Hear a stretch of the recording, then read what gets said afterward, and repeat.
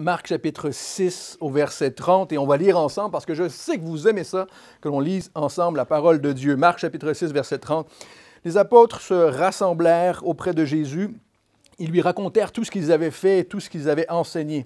Il leur dit, « Venez à l'écart dans un lieu désert et reposez-vous un peu. » Car beaucoup de personnes allaient et venaient et ils n'avaient même pas le temps de manger. Ils partirent donc dans la barque pour aller à l'écart dans un lieu désert.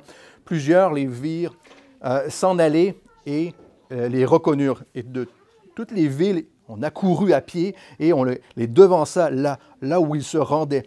Au verset 34, « Quand il sortit de la barque, Jésus vit une grande foule et en eut compassion, parce qu'ils étaient comme des brebis qui n'ont pas de berger. Et il se mit à les enseigner longuement. Comme l'heure était déjà avancée, ses disciples s'approchèrent de lui et dirent, « Ce lieu est désert et l'heure est déjà avancée. Renvoie-les afin qu'ils aillent dans les campagnes et dans les villages ou dans les environs pour s'acheter de quoi manger. » Jésus leur répondit, « Donnez-leur vous-même à manger. » Mais ils lui dirent, « Où irons-nous acheter des pains pour 200 deniers et leur donnerons-nous à manger? » Et il lui répondit, « Combien avez-vous de pain?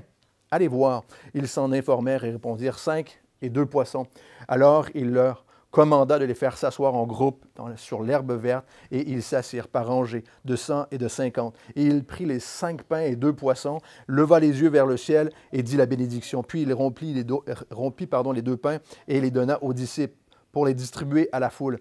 Et il partagea aussi les 2 poissons entre tous. Tous mangèrent et furent rassasiés. Au verset 43, on termine avec ces 2 versets. Et l'on emporta 12 paniers pleins de morceaux de pain et de poissons. Ceux qui avaient mangé les pains étaient 5000 hommes. Prions, Seigneur, tu as dans ta parole, Seigneur, tout ce dont nous avons besoin pour notre vie. Tu as dans ta grâce, Seigneur, tout l'espoir, tout l'amour dont on a besoin, dont on pourrait espérer.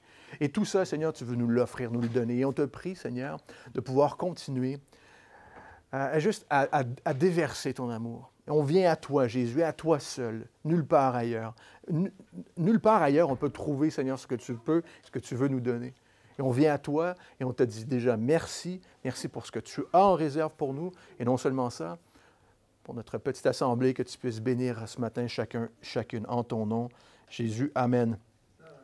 Il y a une motion importante ici, il y a un mouvement important que l'on doit réaliser dans le texte, dans la parole de Dieu, mais dans le texte que l'on vient de lire, il y a une motion importante. Il y a une motion importante à la vie chrétienne, un mouvement, une chose très importante, et c'est de revenir à Jésus. Revenir à Jésus, constamment revenir à lui. Et c'est ce que l'on voit ici. On a besoin d'aller à lui pour obtenir ce dont nous avons besoin. Et évidemment, c'est une superbe image pour l'Église aujourd'hui, pour nos vies, mais les apôtres vont et enseignent, hein, ils partent, Jésus les a envoyés 2 par 2, il y a des disciples, il y a des foules qui s'assemblent et on commence à connaître Jésus. Et les apôtres vont enseigner et font connaître Jésus. Et lorsqu'ils reviennent à Jésus, Jésus leur donne un repos. Et ils veulent s'éloigner pour, évidemment, physiquement, ils doivent être fatigués, ils veulent s'éloigner un tout petit peu pour se reposer. Et Jésus veut leur donner ce repos. Mais les foules qui les voyaient, ils pensaient à ceci, les foules qui voyaient au milieu de la mer de la Galilée, qui n'était pas très grand, quelques kilomètres de loin, on pouvait les voir, il y a une foule entière qui suivait, c'est partout où ils allaient. Qui serait énervé un petit peu ce matin, à dire, moi, je veux me reposer, puis là, on me suit peu importe où je vais. Mais c'est un peu ce qui se passait à ce moment-là. Et la foule voit Jésus, voit les apôtres, et peu importe où ils vont, ils les suivent et ils vont les rejoindre. Et sur le lac, donc ils reconnurent Jésus. Les apôtres, les disciples, Jésus sont fatigués. Le texte nous dit qu'ils n'ont même pas le temps de manger, n'est-ce pas? Et nous, on sait au quotidien que les choses bougent au quotidien. Hein? Je ne sais pas si vous êtes avec moi ce matin, là, mais les choses bougent au quotidien. Et le temps de repos est parfois court, parfois très court. Et j'apprécie que le texte ici ce matin dise qu'ils voulaient se reposer un peu. Hein? Ils n'ont pas le temps de manger, prendre une petite bouchée, là. Et le temps de repos est court, mais il est important. Ce temps de repos est important, malgré qu'il soit court. Permettez-moi de vous partager une de mes blagues préférées. Une de mes blagues préférées, c'est une petite famille qui part en vacances ensemble et puis qui mettent tous leurs bagages dans la voiture, leurs valises et tout ça. Et ils ont rempli la voiture, les 3 enfants sur la banquette arrière, et l'homme galant, il ouvre la portière de son épouse. Son épouse s'assoit, il ferme la portière. Prend un grand respire, fait le tour de la voiture, et avant d'entrer dans la voiture, il dit « Les vacances sont terminées. » C'est une de mes blagues préférées. Et son épouse va dire la même chose. Avant que son mari ouvre la porte de la voiture, elle prend un grand respire et elle dit « Les vacances sont terminées. » Les moments de pause que l'on a, et ceux qui ont des enfants, vous êtes compatissants. Et ceux que vous n'en avez pas, vous allez pouvoir prier pour nous. Mais que ce soit dans les études, que ce soit dans le travail, que ce soit peu importe ce que l'on fait, le temps de repos est court. On est préoccupé par des choses, on a des objectifs, on a des travaux à rendre, des nouvelles. Le temps de repos est important, n'est-ce pas? Et permettez-moi de vous rappeler qu'aussi court que soit le repos, aussi court que soit le repos, les moments pour se réénergiser, aussi court qu'ils soient, dans ces moments, on peut revenir à Jésus. Et on a le privilège d'avoir la grâce de Dieu, d'aller au trône de la grâce, la parole nous dit, et de recevoir de Dieu, de chercher compassion, d'aller chercher la compassion au pied de Jésus. Et j'espère que c'est un message d'encouragement déjà ce matin pour vous. Jésus leur dit, venez à l'écart dans un lieu désert pour vous reposer un peu. Et la vérité, c'est qu'ils se sont reposés dans la barque. Ils devaient être stressés de voir les gens se balader, mais ils ont réussi à se reposer quelques minutes, on espère.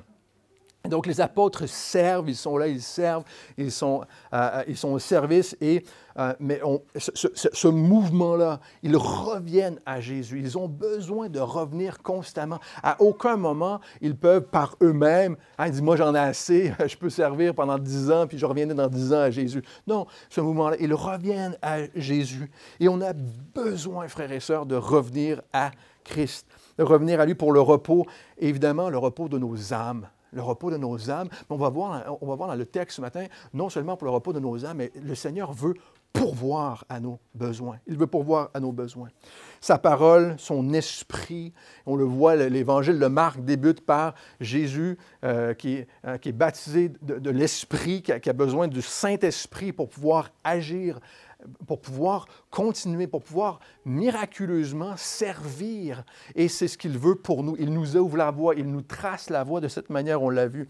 Donc, on vient à lui pour recevoir sa parole. C'est ce qu'il fait dans l'Évangile de Marc, on le voit, il enseigne. Qu'est-ce qu'il fait? Partout où il va, il enseigne.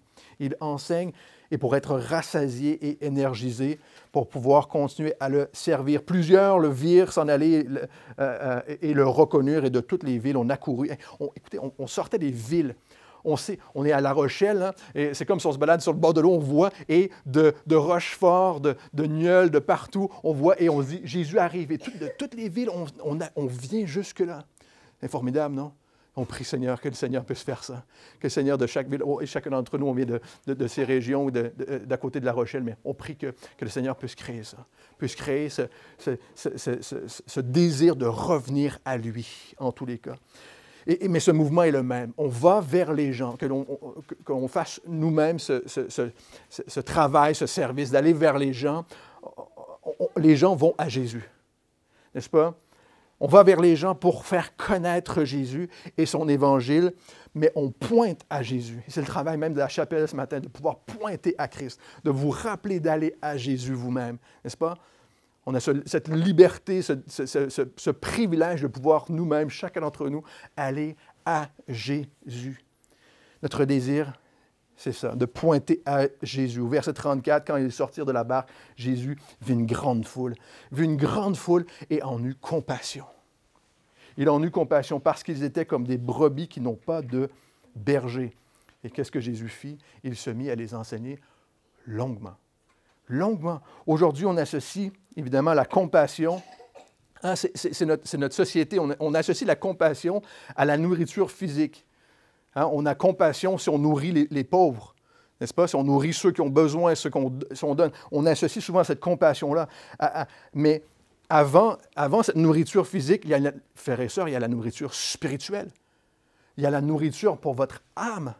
Jésus a compassion de la foule et qu'est-ce qu'il fait? Il les enseigne longuement.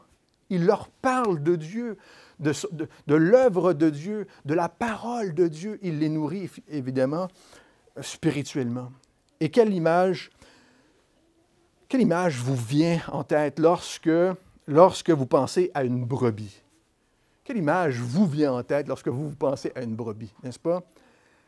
Fragile, inoffensif, c'est l'image que l'on peut avoir, que l'on doit avoir. Mais l'autre image qui nous vient, je pense, qui me vient à moi, c'est un berger.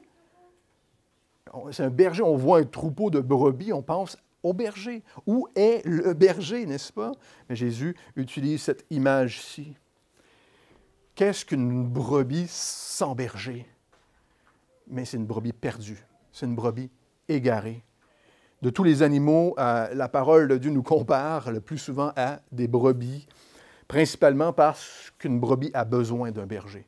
A besoin d'un berger. Sans berger, une brebis ne survit pas. Ne peut pas accomplir même son plein potentiel, ce pourquoi elle est créée. Son utilité, une brebis, n'est-ce pas? Sa laine, le troupeau, le pâturage, penser à tout ça, manger l'herbe. Une brebis seule ne peut pas accomplir son propre potentiel et ne peut pas être utile. Et on peut penser, évidemment, et on le sait, notre société, peut-être que chacun d'entre vous, vous avez été là, probablement que vous avez été à ce stade où vous vous dites, moi, je n'ai pas besoin de berger. Pas moi. Moi, je n'ai pas besoin de berger. Je n'ai pas besoin de berger, je n'ai pas besoin de personne. Mais la vérité, c'est qu'on ne choisit pas de suivre quelqu'un ou non. Un pasteur disait souvent, la question n'est pas de savoir si nous allons suivre quelqu'un, mais qui allons-nous suivre? Chaque homme, chaque femme a un choix à faire de qui il va suivre. Une brebis a besoin de soins, évidemment, l'image, besoin de soins, a besoin d'une direction, et c'est ce que Jésus nous offre. Et ici, dans Marc, on a les deux objets du message de l'Évangile les plus rejetés de notre société, frères et sœurs. La repentance et la perdition. Ce sont deux mots, vous verrez, que notre société veut éliminer. On ne peut plus parler de pardon de péché ou de perdition. On ne veut pas croire qu'on a péché, on ne peut pas comprendre que l'on est perdu. Alors que c'est l'état, le cœur de Jésus lorsqu'il regarde la foule. Il est ému de compassion, comme des brebis qui sont sans berger. Et notre culture a rejeté ça. Rejeté ça. Mais Marc nous rappelle, évidemment, que plein de gens peuvent être émerveillés de Jésus, mais incrédules de Jésus. Et nous, on ne veut pas se trouver dans cette situation-là. On ne veut pas être émerveillé de Jésus, être incrédule face à son message de repentance et de perdition. Sans lui, nous sommes perdus. L'image qui vient au cœur de Jésus, parce qu'il est ému de compassion, c'est celle d'un troupeau de brebis qui n'aurait pas de berger. La grâce, la compassion, l'amour de Jésus. Cette compassion de Jésus, la sienne, hein, face à chacune de nos vies, est assez, frères et sœurs, assez pour que l'on puisse reconnaître qu'on est perdu sans lui. Son amour nous attire. On aime ça répéter à la chapelle. L'amour de Christ, sa grâce nous attire. La loi nous éloigne. Hein, le jugement nous éloigne, mais la grâce nous attire à lui. Et lorsqu'il nous regarde, il nous aime. Il nous aime. Il t'aime. Chacun d'entre vous. Et on a l'impression qu'on a une direction dans la vie. Hein, on a l'impression qu'on sait où on va par nos propres moyens, mais la réalité est qu'on est sans direction. On est au gré du vent et sans abri face au danger lorsqu'on s'éloigne, lorsqu'on est loin de Jésus. J'espère que ça fait du sens pour vous aujourd'hui. Jésus a faim, ses disciples ont faim, j'ai faim déjà, je ne sais pas pourquoi. Ils sont fatigués, mais malgré les besoins, Jésus ne peut pas ne pas être compassionné. Ne peut pas, hein? Il ne peut pas se reposer de sa compassion. Jésus ne se repose pas de sa compassion. Il est ému. Et cette idée d'être ému, il est bougé. Il y a quelque chose au plus profond de lui qui est atteint, touché. il y a une souffrance intérieure qui lui fait mal au plus profond de son être lorsqu'il regarde la foule. Jésus est ému de cette manière-là. Il est réellement touché. Est-ce qu'on comprend? Est-ce que l'on voit ce matin? J'espère que oui. Que nous sommes cette foule sans berger, perdue, sans Jésus. Nous l'étions, ou nous le sommes, et des hommes et des femmes qui sont perdus sans lui. Donc, Jésus a compassion et nous offre, il va nous offrir son salut. Et on a besoin de repos, hein? Il ne faut pas s'y méprendre. On a besoin de repos. Le repos est important. Parfois plus qu'à d'autres moments, on a besoin de se reposer. Mais le repos de notre âme, la vie éternelle est la priorité de Dieu pour tout homme et femme. Pour tout homme et femme. Jésus a compassion des brebis qui n'ont pas de berger. Et il leur donne sa parole. Il nourrit leur âme. C'est ce que nous avons besoin afin d'être renouvelés, nourris par Jésus. On a besoin de sa parole longuement, continuellement, frères et sœurs. L'Évangile de Luc nous dit qu'il enseignait longuement au sujet du royaume de Dieu. Il parle du royaume de Dieu. Jésus enseigne longuement sur le besoin d'un berger, d'un roi, d'un royaume. Non seulement nous sommes créés avec le besoin de direction, frères et sœurs, mais on a un besoin d'appartenance. Je ne sais pas pour vous ce matin, mais on a chacune un besoin d'appartenance. Et c'est ce que Jésus veut offrir. Jésus est notre roi divin et nous sommes son peuple. Nous sommes son peuple. Et il décide ici de l'imager par le berger et les brebis. C'est très terre à terre, hein? C'est cette image de berger et de brebis, plein de compassion et d'amour, de soin. Évidemment, une image que l'on comprenait très bien au temps de Jésus. Il y avait des bergers et des brebis partout.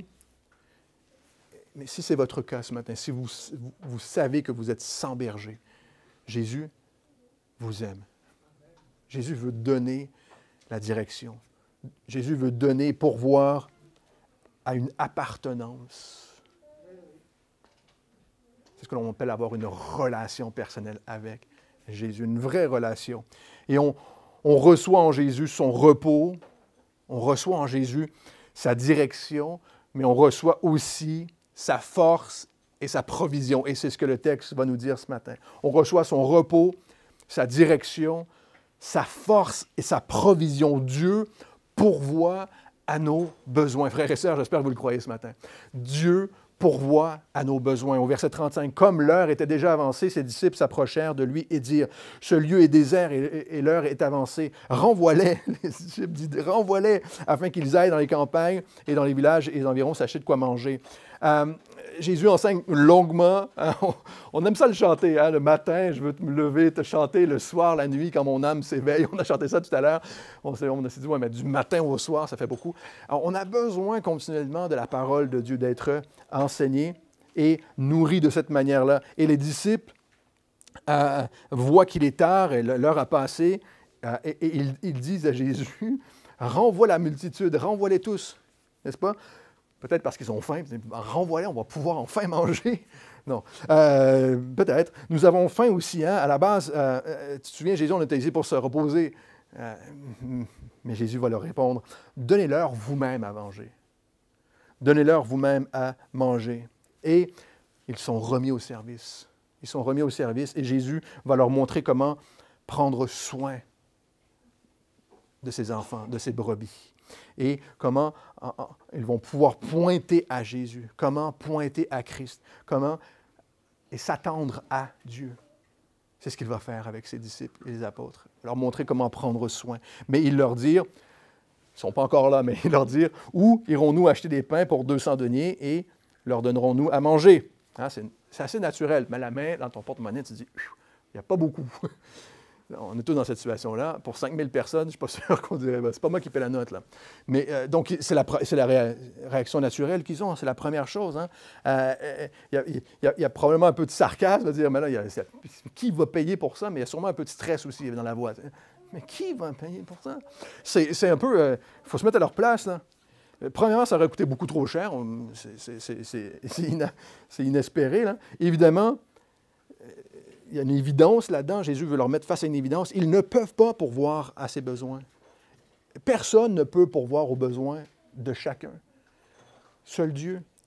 Par leurs propres moyens, par leur propre force, les apôtres et les disciples doivent savoir qu'ils ne peuvent pas pourvoir aux besoins de chacun.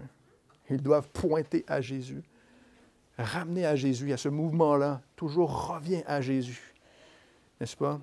Mais ils sont à son service. Et Jésus va les utiliser pour nourrir la foule. Et par la force de Jésus, ils pourront nourrir la foule. Verset 38, « Et en Jésus, Jésus leur répondit, « Combien avez-vous de pain? » Il aurait pu dire, juste à rajouter un peu de stress, « Combien avez-vous d'argent? » Moi, j'aurais trouvé ça pas mal. Non, il dit, « Combien avez-vous de pain? » Combien avez-vous de pain? Allez voir. Allez faire ce service. Allez voir les gens. Donnez l'occasion à tout le monde de pouvoir participer. Allez-y. Et il s'en informait, répondit, 5 et 2 poissons. Évidemment, toute la foule était partie en hâte pour voir Jésus. On n'a même pas pensé à prendre la nourriture.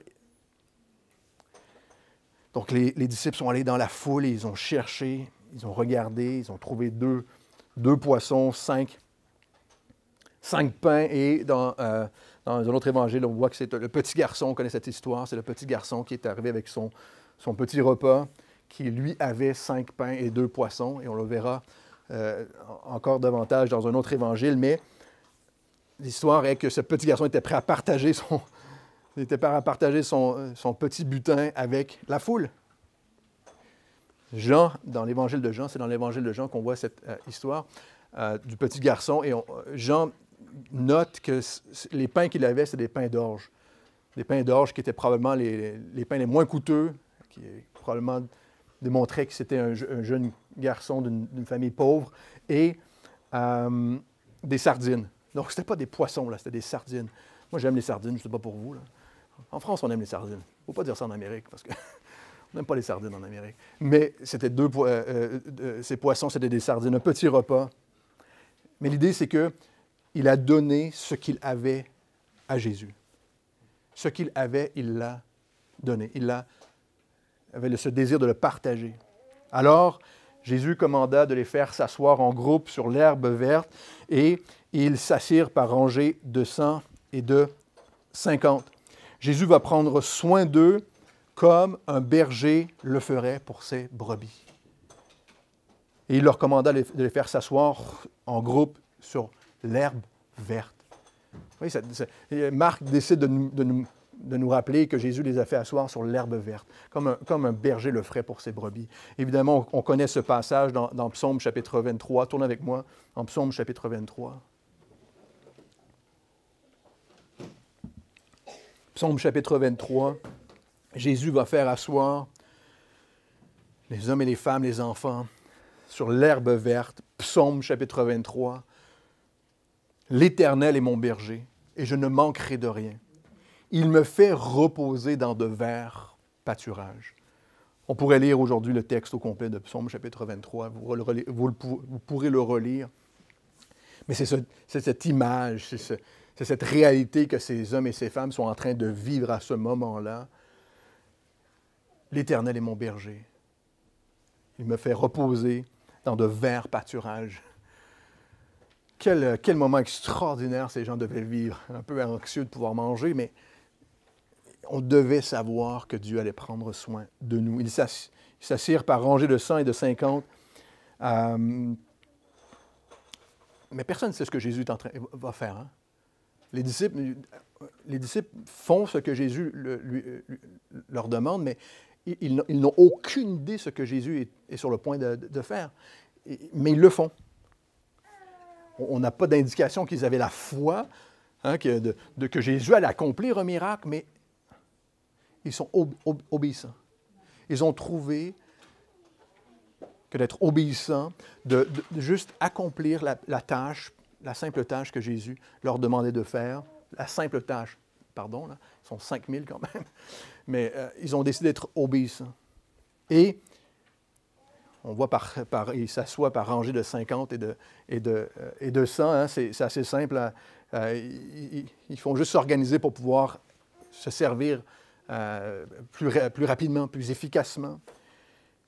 Et on n'a pas à prétendre, hein, frères et sœurs, qu'on sait ce que Dieu va faire dans notre vie. On n'a pas à prétendre que l'on sait ce que Dieu est en train de faire, comment Dieu va résoudre les problèmes. On n'a pas à prétendre, mais on peut se rappeler qu'il est au contrôle. On peut se rappeler qu'il est au contrôle, que sa parole nous suffit, que ses promesses pour nos vies, n'est-ce pas? L'Éternel est mon berger. Il me fait reposer dans de verts pâturages. Peut-être qu'on n'est pas dans des verts pâturages présentement. Peut-être qu'on est on a des soucis. Peut-être qu'on ne sait pas où on en est. Mais la parole de Dieu pour chacune de nos vies est assez. Et ils sont sur le point de voir Dieu agir. Hein? On a la compassion de Dieu, on a l'herbe verte. On voit, Jésus nous aime, on a l'herbe verte. Maintenant, on s'attend à Dieu pour la suite, pour le voir en action. Pour le voir en action. Et à combien de reprises, hein, la parole nous dit que simplement obéir à Dieu, hein, nous permet de voir l'œuvre de Dieu. Simplement d'obéir à ce que Dieu nous demande. Hein, il a dit à Jairus, on a vu il y a quelques études, crois seulement. Crois seulement. Par l'obéissance, la foi, Jésus a pourvu aux besoins de chacun, malgré le peu de ressources. Et on va le voir. Et vous savez, l'Église ressemble à ça. Hein, on est quoi? On est 8 rangées, là. 2 rangées de plus pour les enfants. L'Église ressemble à ça. Un endroit où on peut louer Dieu. Un endroit où on peut entendre sa parole. Mais un endroit aussi où on peut s'attendre à Dieu. S'attendre à Dieu. Dieu va se glorifier au travers de petites ressources, mais surtout au travers de l'obéissance et de la fidélité de ses disciples, de ceux qui le suivent. Et Jésus connaît chaque circonstance de nos vies, connaît ces circonstances, où on se dit « je n'ai rien, je ne sais pas où aller ». Mais ce qu'il nous demande, c'est de lui faire confiance. Et j'espère que c'est un message d'encouragement pour vous ce matin. Simplement de lui faire confiance. Et la réponse de notre part est la même. Amène-lui ce que tu as. Offre-lui ce que tu as. Sois obéissant dans ce qu'il te demande. Sois fidèle à ce qu'il te demande. J'espère que ça fait du sens pour vous aujourd'hui. Alors, les disciples, les apôtres et les disciples ont obéi. Ils ont pu asseoir tout le monde. Et maintenant, ils ont dit, quoi d'autre, Seigneur? Qu'est-ce que tu veux faire? Verset 41, Jésus prit les 5 pains et les 2 poissons, leva les yeux vers le ciel et dit la bénédiction. Puis il rompit les pains et les donna aux disciples pour les distribuer à la foule. Il partagea aussi les 2 poissons entre tous. Tous mangèrent et furent rassasiés. Jésus est le bon berger. Jésus est le bon berger. Il nourrit ses brebis, spirituellement et physiquement. Spirituellement et physiquement, par sa parole et par sa provision. C'est lui, il s'arrête, il rend grâce à Dieu, au Père, le pourvoyeur, en qui toutes ressources sont. Il lève les yeux, il dit merci pour ce que l'on a. Et les disciples ont dû dire, vraiment, là? Merci pour ça, on va partager ça? Posez-vous la question, quelle serait votre attitude? Hein? Mais Jésus s'arrête. Merci, Père éternel, pour ce que tu nous donnes. Réalisez que ce n'est pas ce que l'on apporte qui importe, mais à qui on l'apporte. Il y a une grande différence, n'est-ce pas? Réaliser que ce n'est pas ce que l'on apporte, nous. Des fois, on met l'emphase sur ce que nous, on apporte. Mais à qui on l'apporte? C'est ça qui va faire la différence dans chacune de nos vies. Vous savez, la meilleure image pour nous aujourd'hui, lorsqu'on prend on pense à ces rangées qui sont dans l'attente de ce que Dieu peut faire, c'est lorsqu'on prend la communion en Église. On l'a fait, on va le refaire bientôt, mais c'est lorsqu'on prend la communion en Église, lorsqu'on est assis dans ces quelques rangées et qu'on s'assoit et que vous me permettez de distribuer plus facilement en rangée, très simplement, n'est-ce pas, les éléments, le pain et le vin. Et puis, lorsqu'on est assis en rangée, cette même image, pour recevoir la parole de Dieu, il y a une efficacité, il y a une rapidité, il y a un ordre dans tout ça. Et on peut recevoir de Dieu de cette manière-là, mais on est dans l'attente de ce que Dieu veut faire. Chacun d'entre vous, vous êtes dans cette attente. Jésus, mais qu'est-ce que tu veux pour ma vie? Et tout le monde est dans cette même situation à ce moment-là. C'est un petit service de notre part pour plusieurs, mais tous y prennent part. Tout le monde y prend part. Et Dieu donne en abondance. Et j'espère que vous le croyez ce matin. Même cette image de la communion ensemble, où Dieu donne son sang. Le texte dit, Jésus prit le pain et le rompit. Cette même image que son corps a été brisé une seule fois et son sang versé pour nous. Cette image-là, on y prend tous part. Ce n'est pas ce que l'on apporte qui va faire la différence. Frères et sœurs, j'espère que vous le croyez ce matin. C'est à qui on l'apporte. Ce que lui veut nous donner en retour, son abondance. Nous, on y prend tous part, premièrement, par la reconnaissance. Quelle est la seule bonne réponse? Vous le savez, vous connaissez ça, la chapelle. Vous savez quelle est la seule bonne réponse à la grâce de Dieu? La reconnaissance. Merci, Seigneur. Merci, Seigneur. Et c'est dans la reconnaissance qu'on voit la main de Dieu agir. C'est dans cette reconnaissance-là. Jésus peut accomplir beaucoup avec peu, avec chacune de vos vies. Il peut accomplir beaucoup avec peu. Le désir de Jésus est de pouvoir utiliser cette insignifiance, ce peu que l'on a, qu'on lui offre, qu'on lui donne, afin que lui puisse multiplier, faire grandir. Et la vérité, c'est que seul Jésus peut répondre à tous en même temps, à chacun en même temps. C'est la beauté avec la parole de Dieu. On doit mettre notre foi en elle, pas seulement pour croire que oui, ça s'est produit. Jésus a nourri la foule.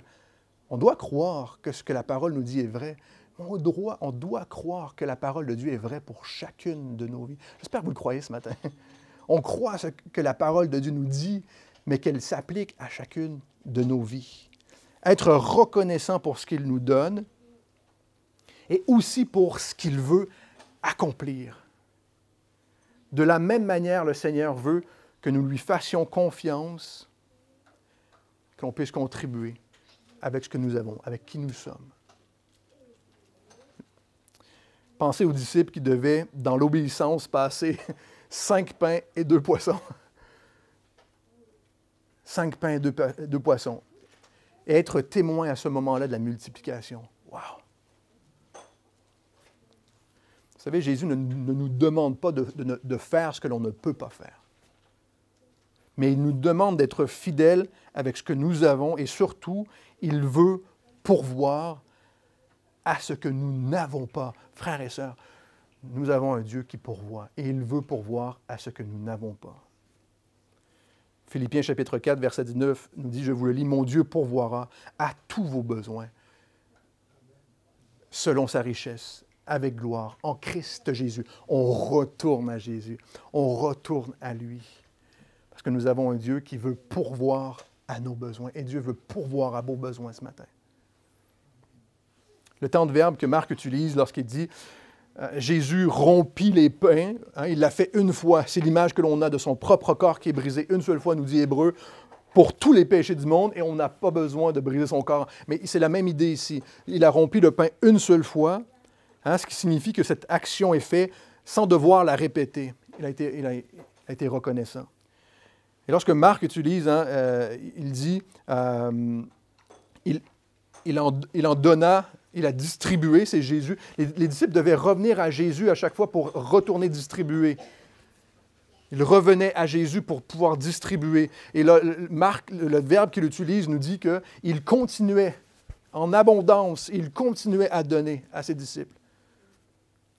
Cette implication-là, elle est très importante pour chacune de nos vies, frères et sœurs.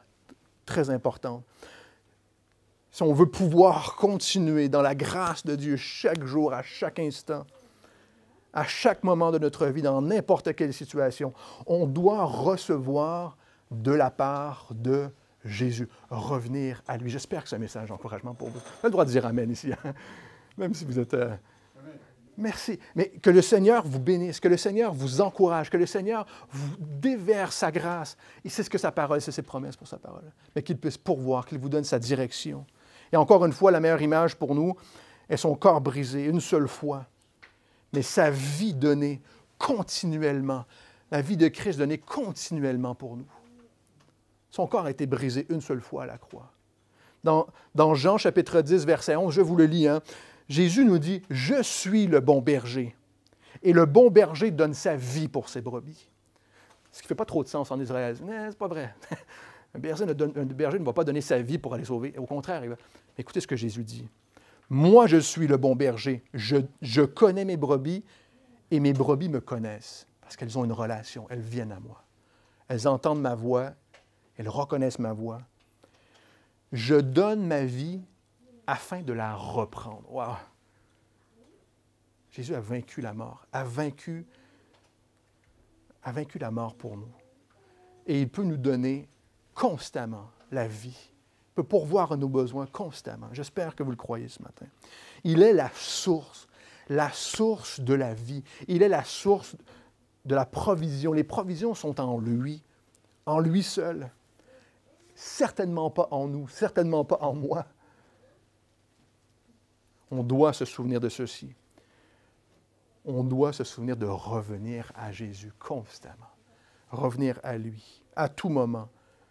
On ne peut pas être dans une position où on se dit « Moi, je n'ai pas besoin de Jésus. Je n'ai pas besoin de revenir à lui. Je n'ai certainement pas besoin de toujours revenir à lui, n'est-ce pas? » Lorsqu'on commence à réfléchir de cette manière-là, on a un vrai problème. C'est là où le problème commence. C'est là où on commence à être asséché, assoiffé spirituellement. C'est là où on commence à perdre la direction. C'est là où on devient cette brebis égarée, où on est là où on ne voudrait pas être. C'est là où les forces tombent. C'est là où le repos nous manque. C'est là où on n'a plus l'idée de d'où nous vient la provision. On n'a certainement pas la reconnaissance. C'est continuel, frères et sœurs, continuel. On continue d'apporter à Dieu avec reconnaissance. Merci pour ce que tu me donnes. D'apporter notre fidélité. On lui offre ce que l'on a et lui le fera encore. Il continuera à faire de plus grandes choses. J'espère que c'est un message d'encouragement. On s'attend à Jésus pour ce qu'il a fait, pour ce qu'il fait et pour ce qu'il fera. On s'attend à lui et on s'attend de le voir agir. Et on termine. Tous mangèrent et furent rassasiés. On emporta 12 paniers pleins de morceaux de pain et de poissons. Ceux qui avaient mangé, les pains étaient 5000 hommes, plus 5000 femmes, plus 3000 enfants. Il va y avoir une douzaine. On termine avec ceci, mais cette image, je ne sais pas si vous avez remarqué qu'il y avait tous les gens qu'il y a là. Vous avez remarqué que ce n'est pas que des points noirs.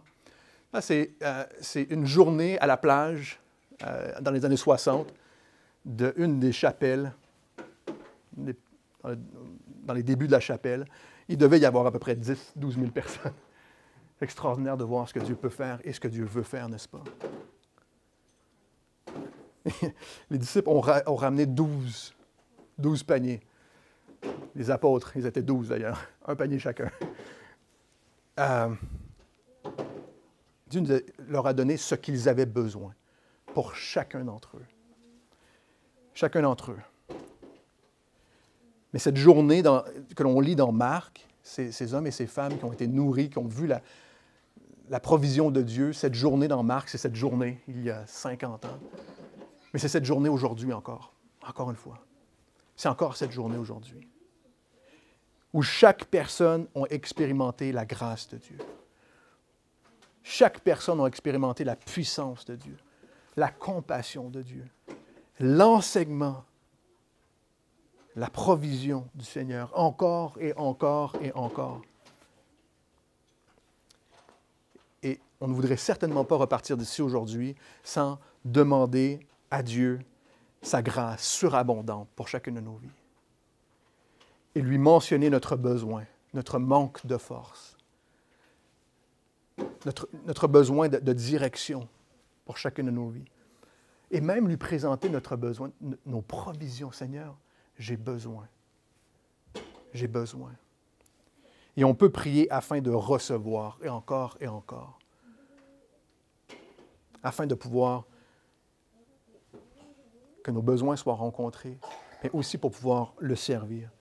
Peu importe nos besoins aujourd'hui, que ce soit pour nos familles, pour nos études, pour notre maison, pour notre travail, nos finances, les études, on peut demander à Dieu de pourvoir à nos besoins et ensuite d'avancer dans l'obéissance, la fidélité. Prions ensemble. Seigneur Dieu, nous avons besoin de toi. Jésus, on vient à tes pieds maintenant. On va louer encore ensemble. Permets-nous, Seigneur, de venir à toi. C'est compliqué pour nous parfois. On s'éloigne de toi. On a perdu le sens de direction. On s'est confié en nos propres forces, Seigneur, pour te servir ou pour juste aller. On te prie, Seigneur, de nous ramener à toi, si on en a besoin. On te prie, Seigneur, de pourvoir à nos besoins. Je te prie aujourd'hui, Seigneur, pour chacun et chacune, de pourvoir aux besoins. De nous donner, Seigneur, cette foi qui obéit et qui te voit à l'œuvre. Et ensemble, on va simplement te dire merci pour ta grâce. En ton nom, Jésus. Amen.